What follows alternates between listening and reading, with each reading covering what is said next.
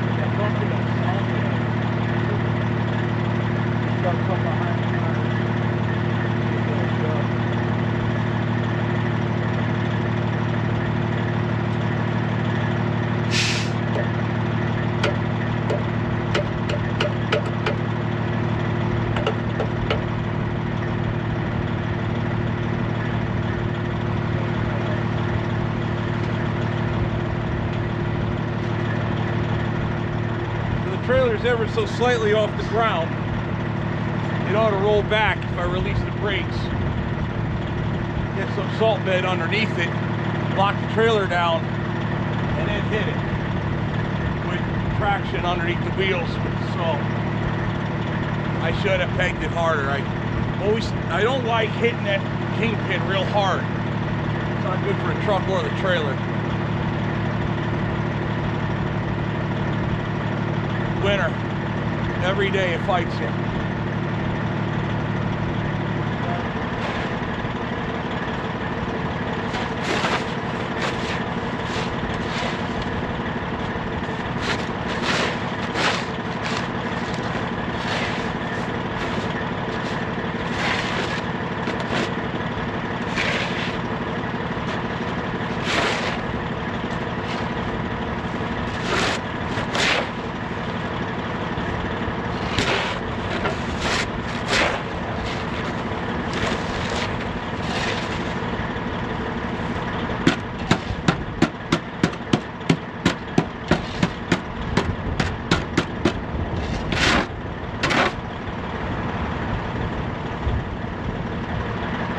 Watch, once the trailer comes up, move it under and then the trailer will get shoved in the snow.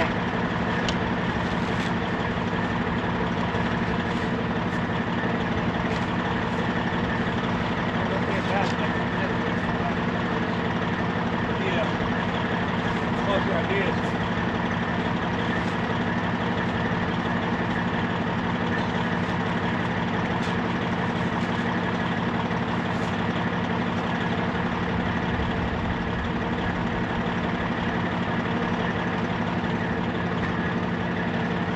With the brakes release, it might go back a foot, then I'll lock it down.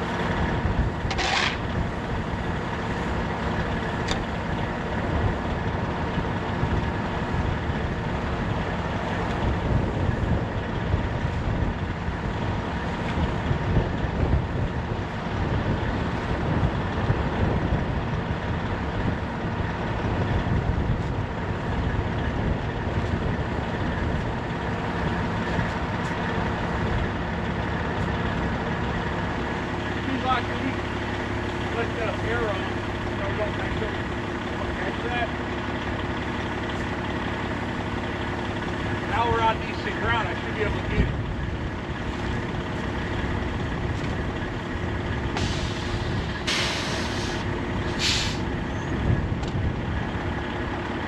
Scratch some paint on your ramp, Chris. Right to the front.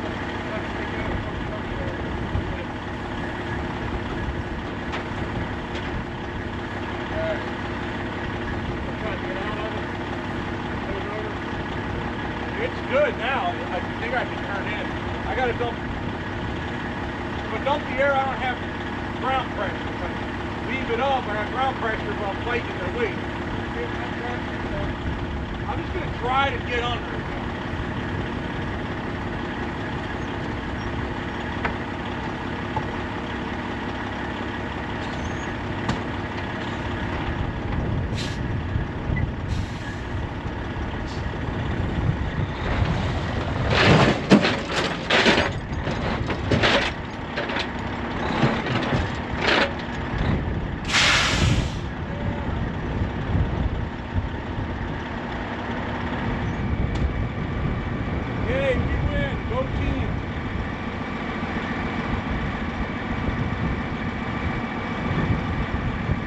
Spring.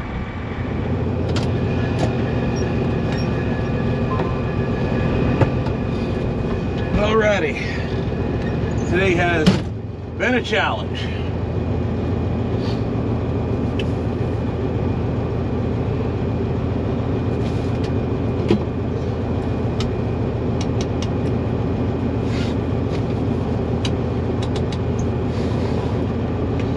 Let's see if we can get out of here before we get hung up. Oh yeah, check this out.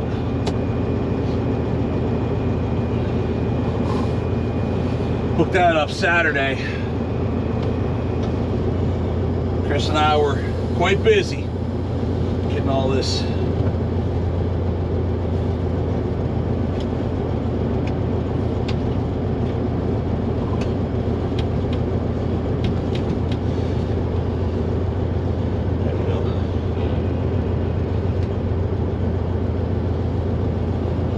Chris and I were quite, oh wow, I have the trailer on.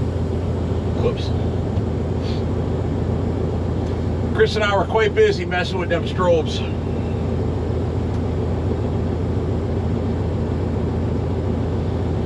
Got that built really quick in a hurry. That literally just steel we had laying around. Those are off my dually. So I don't know if we'll be doing that for a while. That's what we had. Didn't have really time to run around and get anything. Went down to Big Rig to try to get a set of side mounts for the air fairing like my Yellow Peak did. They didn't have anything in stock except these little ones for like floodlights. And the smallest strobes I bought at Truck Equipment, they wouldn't fit them. So we went with those off the dually. So we just made a quick bracket. Want to make something much nicer, but for now that'll work. Ultimately, there's a new headache rack going on that trailer, or this truck. Probably going to take the one off Orwell, fix up the handles and stuff so I don't have to use the bungee cord, and then bolt that on this so we have an enclosed headache rack. And then I want to get a brand new one for Orwell. But again, money dictates everything, so we'll be spending a lot of money on Orwell. In fact, I gotta get some texts done. I have a bad feeling I'm gonna eat that kid's engine. Alrighty. Get the clutch brake working. Alrighty, trailer's aired up now. Trailer's latched on. We're under it. Airline's hooked up. Strobes are strobing. Trailer strobes are strobing. Flags are on. Rear flags are on. Goggles down. Check. Wing flaps down. Check. Tail feathers. Double check. Check, check, double check, let's go. We just got a rock out of the hole it's sitting in. Ground is super soft, which created the other issue. If at first you don't succeed, try again.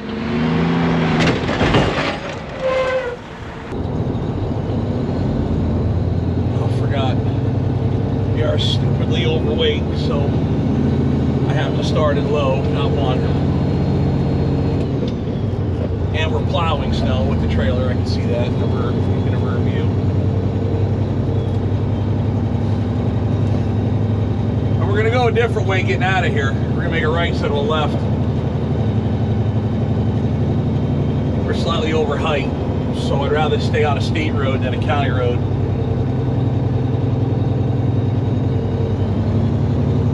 No, we are not stopping. We're just rolling through.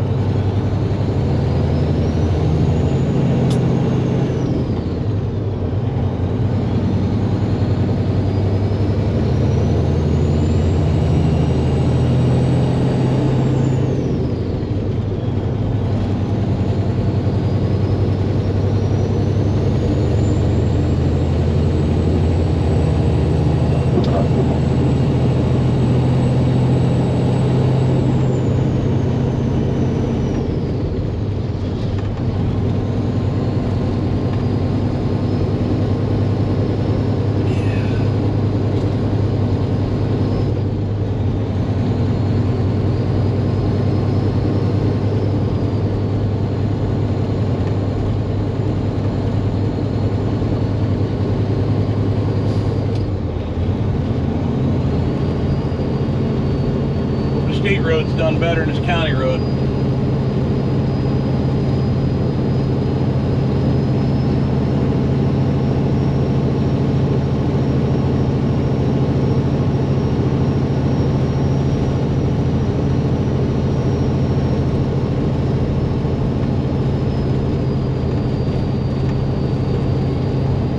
And it is windy. I guess the guys will get some good snowmobiling for a little while.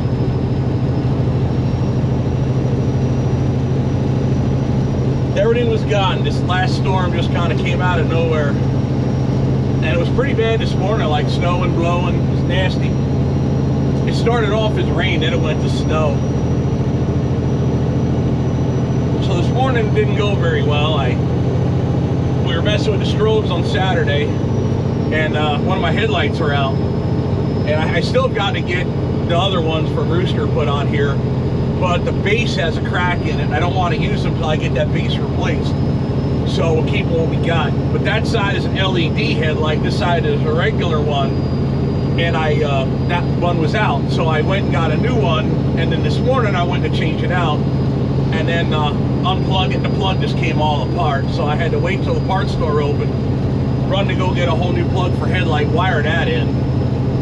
And that was what I did right before I started filming. So the plan was I was going to get the heck out of here early and then get rolling, but that didn't happen. And then getting hooked to the trailer was problematic. So it's just, like I said, winter and weather has been a problem. And I really had to be real careful when I brought this load home, because the ground's been so soft and this weighs so much. And it's so bad, like my neighbor's forklift truck sank into pavement. That's how soft it was.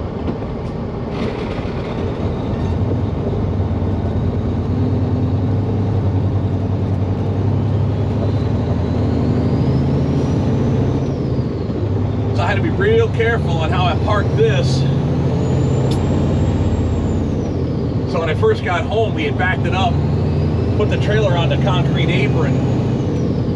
So we got my trailer strobes fixed. I had one that was working intermittently and the other not at all. So we fixed that first thing, kind of backed the trailer somewhat in, but height-wise it wouldn't fit in the door. So I had to back up a little bit and then work on it. Then we got the trailer fixed up, turned it around, got the tractor, or actually dropped the trailer. And I put the trailer flat on the ground so it wouldn't just shove my board right through the pavement.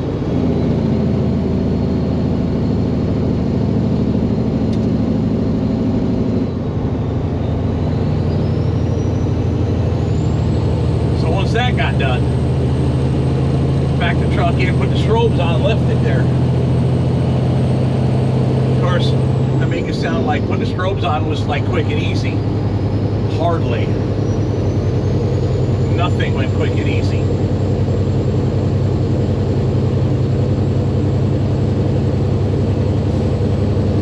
Sunday was spent editing video basically all day, getting ready for the truck show.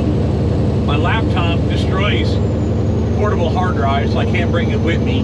Nor do I have a inverter wired in this yet to run the laptop or the Starlink, even if I bought a new laptop. Just don't have the time. So now I have videos already done before I even left. So I got Tuesday video coming out, Thursday video coming out. Today's obviously Monday. Louisville Truck Show was Thursday. That's my first day at a meet and greet. So by the time you guys see this, that'll already have been passed. But Thursday will have been day one of the 2 meet and greets I'm doing with Green APU. So that'll be fun. Can't wait for that. Actually, we're excited for the show. Usually I gotta get bummed out in the process of getting to it, and then once I'm there, I'm having fun. But right now, recently, with everything going on, I'm actually real excited. I'm really happy about the growth recently. I'm bummed that Orwell's busted up, but I may have some opportunities here to get Orwell worked on a lot while we're out making money with this truck. So a lot of people think it was a big mistake, and a lot of people think I abandoned Orwell. No. Orwell actually is going to get more attention now than it has in a long time, as far as the shop work goes. But this looks fun.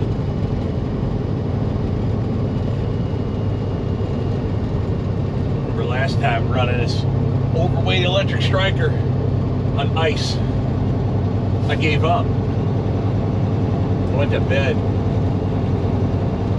Literally just down the road from the yard. I shut it down, I went to bed. I wasn't going to mess with it. It was so nice just to load it and roll. But the truck wasn't set up, so I had to do both. So we'll just take it extra easy. Maybe once we get to the interstate, we'll be perfectly fine.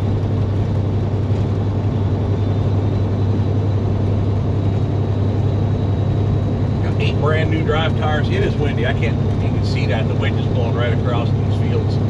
It is really windy.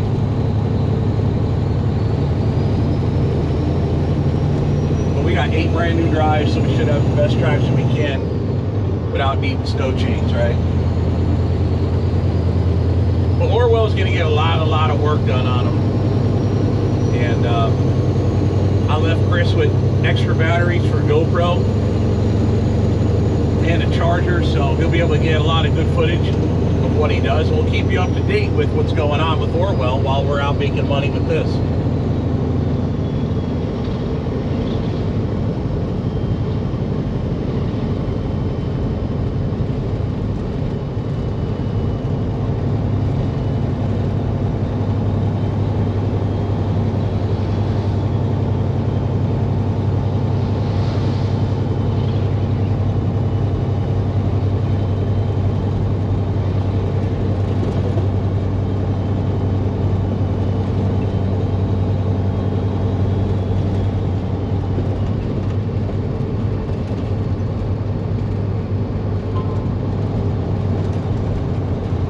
Now this load on Orwell, I didn't weigh this. We overloaded the permits when we did. We maxed them out for 5 axles basically.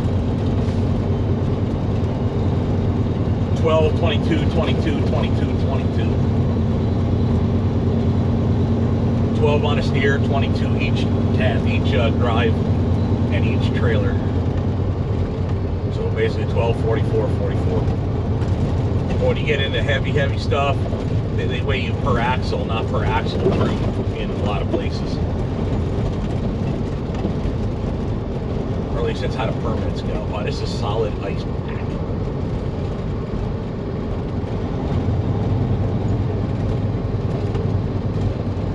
Ice Road Truckers, FSC style.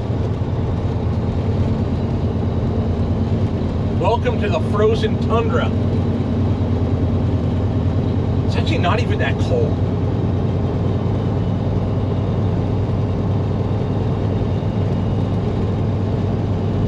was like 20, like high 20s, I think, when I left home.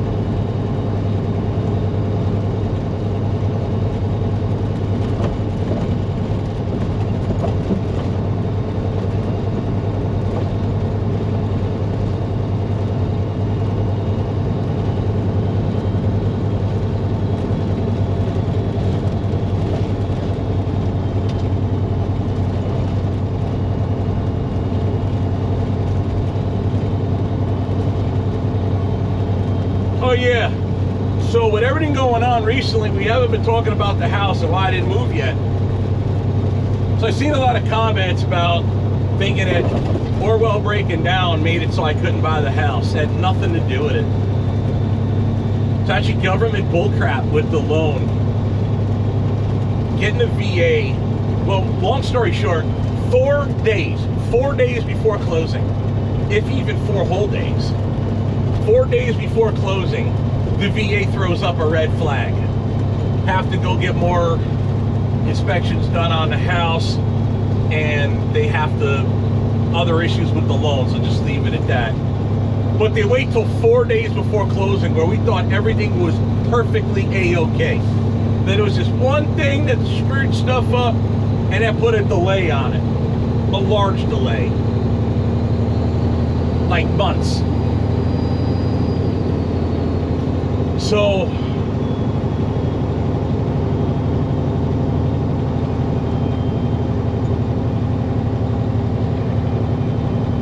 it just created drama that didn't need to be there. So long story short, most likely we will get the house, but it's possible we won't now because,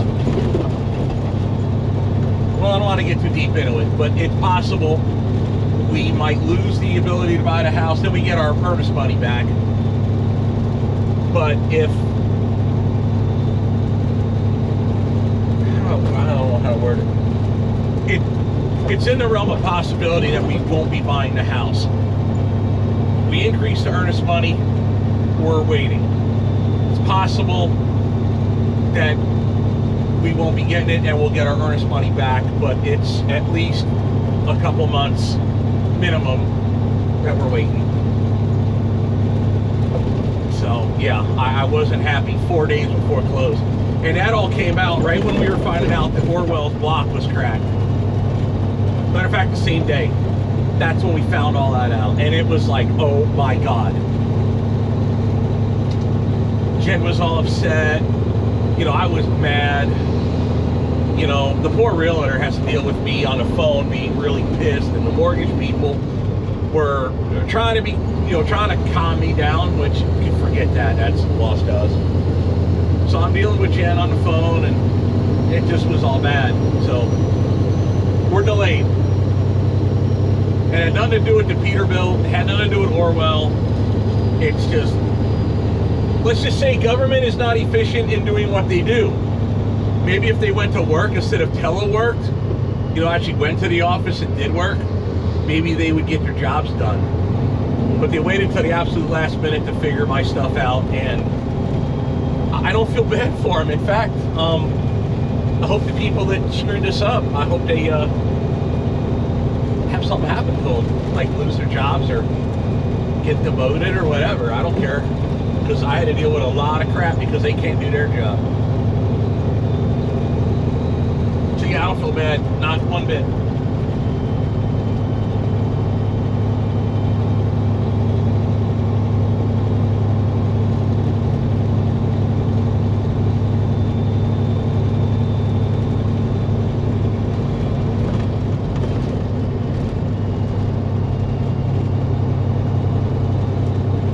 I'm usually the guy that they say goes too fast for conditions. Here we are doing 22 mile an hour. It's easy doing, let's just say easy. I mean, all snow driving is difficult, but it's a lot easier when you don't weigh as much as we do.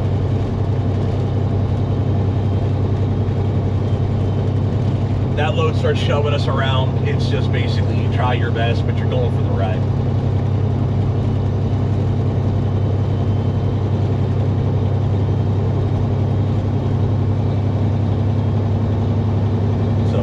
to have problems and have to save it, I'd want to be going a lot slower. Plus also, if something does happen, it does less damage. If it hits anything or winds up in the weeds, it might literally be just a wrecker pull, no damage. Just yank it out and you look like an idiot, but you didn't damage nothing. So with this kind of weight on this kind of road, yeah, we're just gonna take it easy, and it'll get there when it gets there. But I anticipate once we get to the interstate, it'll be clean green for the most part. The storm only came north up here, so I honestly, I think once we get to the interstate and get down by like Oshkosh, I don't think they got anything down there.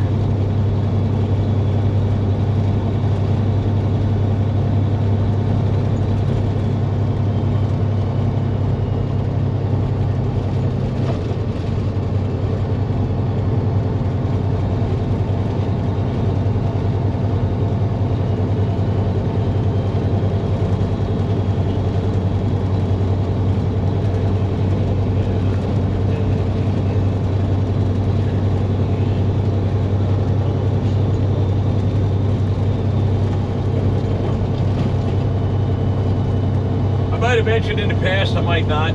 We did figure out that problem. It was making that weird noise.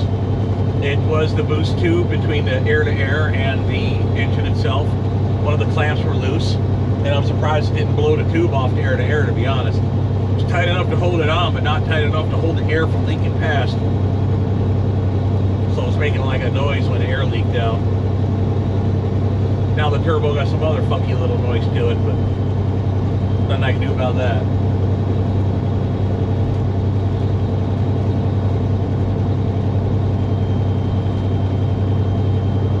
I do actually want to try to do a collab with Tim Gentry with this Detroit. He knows these Detroits very well, and as long as I keep him from doing a lot of computer work to it, you know, even Chris is like telling me all the time, he's like, Steve, just 10%. Just put 10% to it, more than stock, and that's it. Run it. But they run all their trucks if they can with a non-wastegated turbo, and I think he's got a manifold for it, so if he's got a manifold, we'll take one and change the turbo out with a non-wastegated one, and then I'll let him put like 10% in, and that's about it. Need the reliability. I don't need this truck getting really messed up. And in worst case, I can take it to Detroit Diesel, like inland down there in Milwaukee or something, and I can get them to kind of put it to factory settings.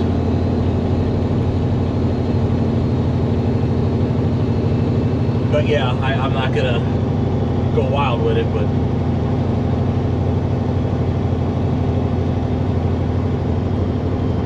we do need to keep working.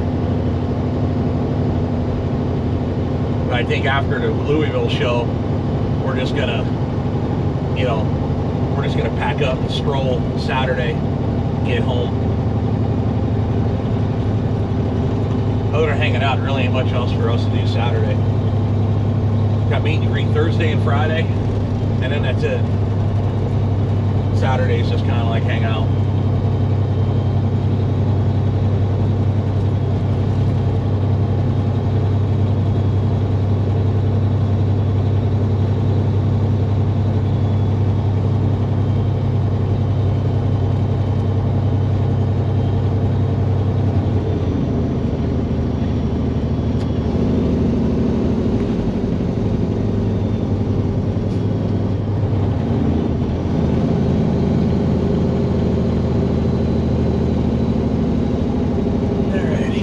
To the highway.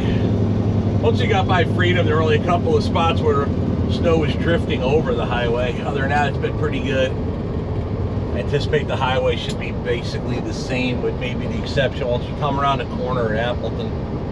So the east-west winds might be blowing a little crap across the highway. Put it in low gear this time.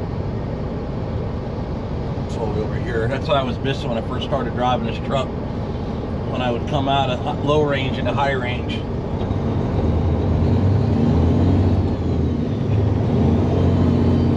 All right, Black Dog, let's go.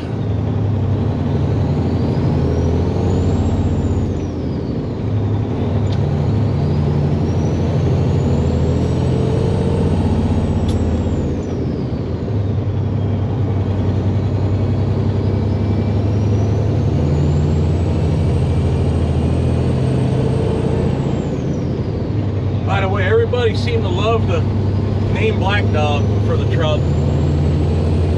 This is not the exact Peterbilt. Well, obviously it's not the screen-used Peterbilt, nor is it the exact Peterbilt in spec from the movie. It's real close, but it ain't exact.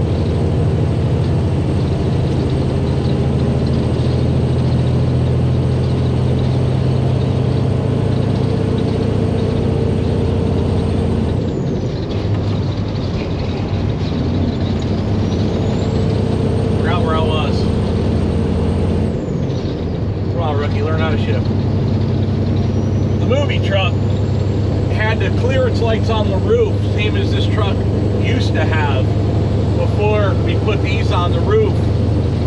That are the exact same ones that are on Rooster. Those came from 4-Stage Truck, sent to Gentry and Sons. Gentry and Sons used 5 of his to put on mine, and then 4-Stage Truck replaced the ones that I used. So we have their blessings.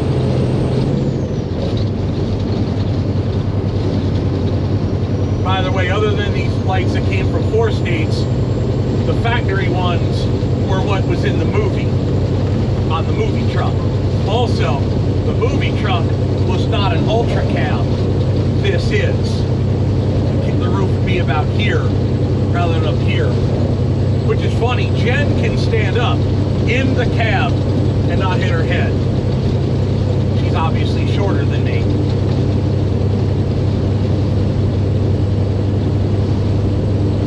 Is literally 5 feet tall. So there's the 2 big differences in the movie truck from Black Dog compared to Black Dog, the YouTube truck. Is the lights in the Ultra Cab. Same sleeper, same approximate wheelbase. The movie truck, if you listen to when Earl, I think his name was, said what engine was in it, they called it a 3406 Cat. Now, the way I understand it, that truck was a 95. So, I don't know which 3406, whether it be a B or a C, was in 95. Might have been a 3406E, actually, in 95. But they used a lot of 2-stroke Detroit sound bites. You know, they dubbed in the sound, and they used a lot of 2-stroke Detroit for it. So who knows? Obviously this truck is 60 series Detroit powered at 12.7.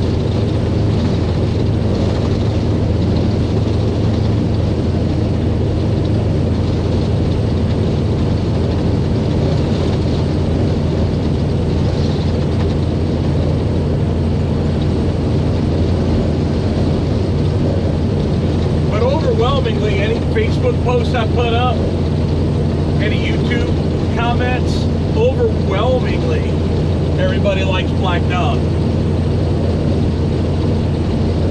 Henry the chicken truck, which come after the little chicken hawk they used to bust Foghorn Leghorn's balls,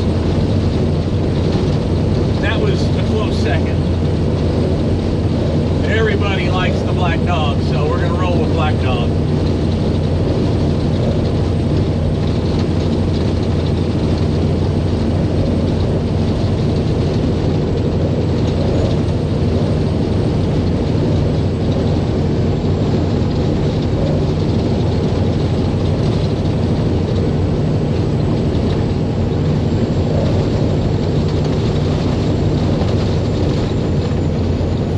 Does when you get to a hill, but man, just running flatlanded. When I brought it from Nina up to my place, I was actually very impressed at how easily this truck goes down a road and maintains 65, 70 mile an hour.